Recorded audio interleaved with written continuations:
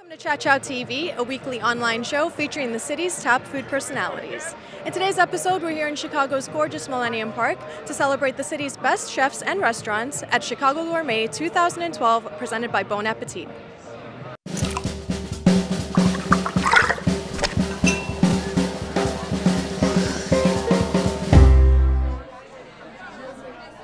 All right, we are with Adam Rappaport here, the editor-in-chief of Bon Appetit magazine. Very excited to meet you.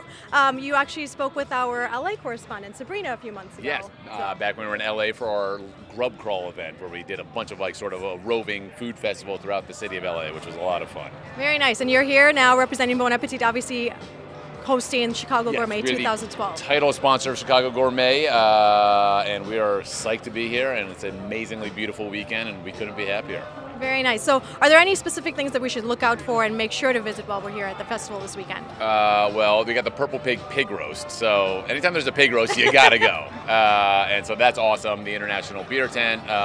What I also love are the demos we do on the main stage. I did one today with John Besh from New Orleans, who's amazing.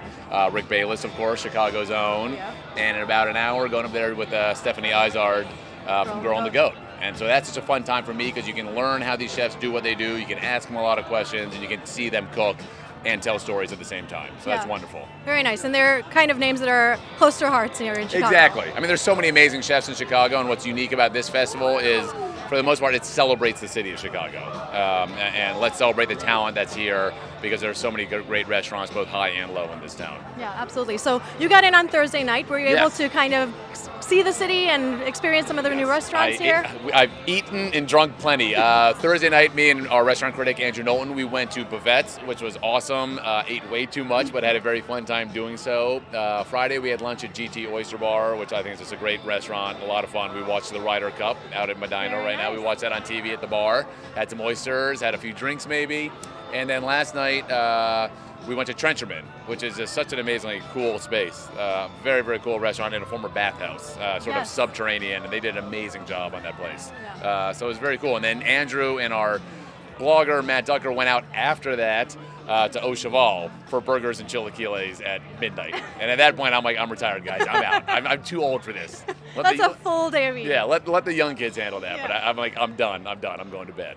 Very nice. So what do you think about Chicago dining scene? Where do you think it's going to be heading in the next few years? Well, I think what's interesting about Chicago is that there's, obviously the standard is very high of what good food is, but what good food could be, tacos at Big Star, or it could be something very, very ambitious at Alinea or Next.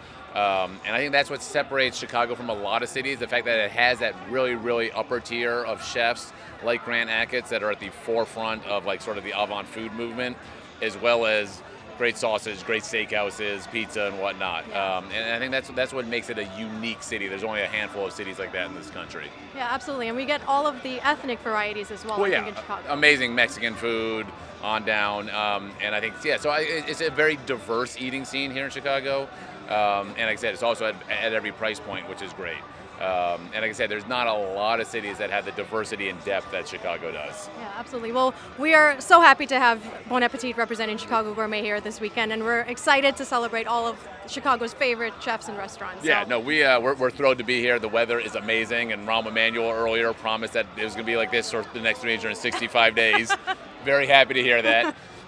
So anyways, psyched to be here. Yeah, well, thank you for taking out the time to speak with me today. Thank you. All right, we are here with Andrew Knowlton, the restaurant and dining editor of Bon Appetit magazine. Thank you so much. Thanks for having me. It's a pleasure to meet you. Awesome. Could you tell us, what do you think about Chicago's dining scene here? What do you think are the top maybe 3 cuisines out of the city? Oh, wow. That's a tough question. I mean, it wasn't too long ago that Chicago was mostly meat and potatoes, and I would come to have a Chicago dog or maybe to get some duck fat fries from Hot Dogs, obviously.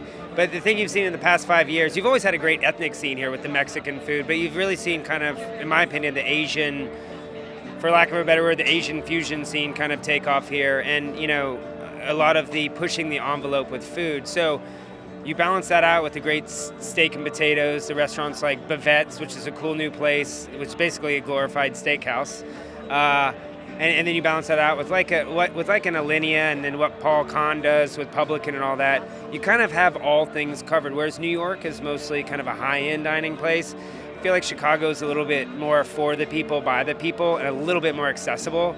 So that's why every time I come, there's something new to travel. It's just, I was here maybe 6 months ago and had an amazing meal at U Show with Matthias Merges.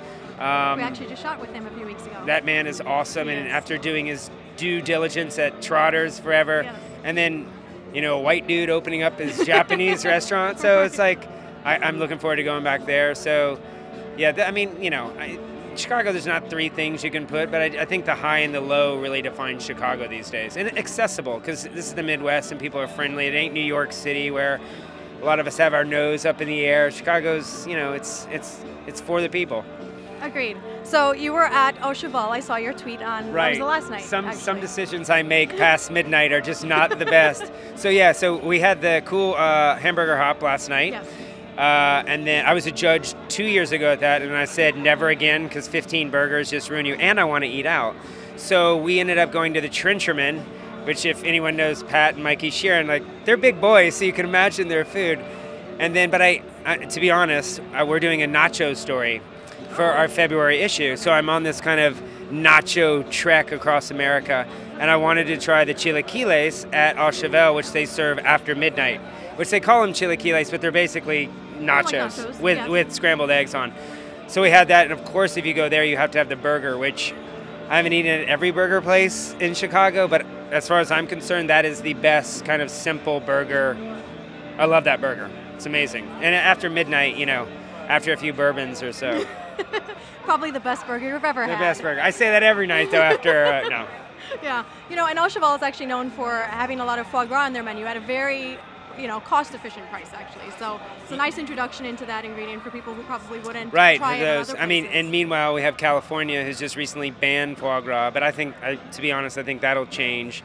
No, but there's, you go to the Girl and the Goat, and there's a lot of kind of like the gilding the lily when it comes to food these days. And when it's done right, it's amazing. The poutine craze and all that. I'm not the world's biggest poutine fan, but that's just simply because I like nachos too much. If I'm going to have a bunch of stuff on something, it's going to be chips. It's going to be nachos and chips. Yeah. Well, we do have a poutine place in Chicago called Bad Happy. Bad Happy? Bad Happy Poutine. Okay. And it's a tiny little place, but they're doing some great stuff in there. So I have a rule about poutine is like if it's before 2 a.m. I'm eating poutine, I'm in a really bad place.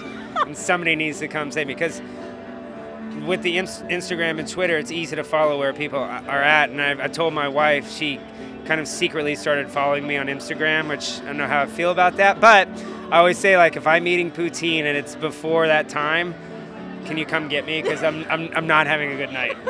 Well, luckily they're open pretty late, so I think you're good with the 2 a.m. thing. Okay. Yeah. So is there something that we should probably look out for while we're here at Chicago Gourmet this weekend?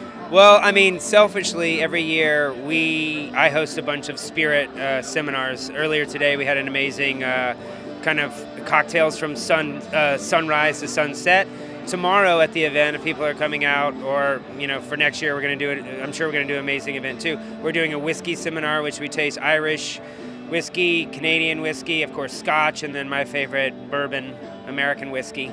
So the seminars, and once people are here inside they can go to any event they want to go to, and that's what makes it special. It's not like a lot of other events where you have to kind of pick and choose what event you're here. You can go to it, and then on top of that, I actually just tweeted today. It's like, I'm a New York kid, but Millennium Park, Central Park, I'm not so sure about, but Millennium Park is pretty awesome with that view that we have back here with the Frank Gehry design building. This is, in a day like this, it's probably the most beautiful city park in America. Yeah, it just couldn't be better. We have perfect weather, and the location is just gorgeous. Right, and all the food and drink that you could possibly want. Now I just have to find out if there's a nacho booth here. So next year, maybe I'll start a nacho booth. I will keep an eye out for you. But thank you so much. It's a pleasure meeting you. Thank you so much. Enjoy the rest of your weekend. Thank you. Thank you.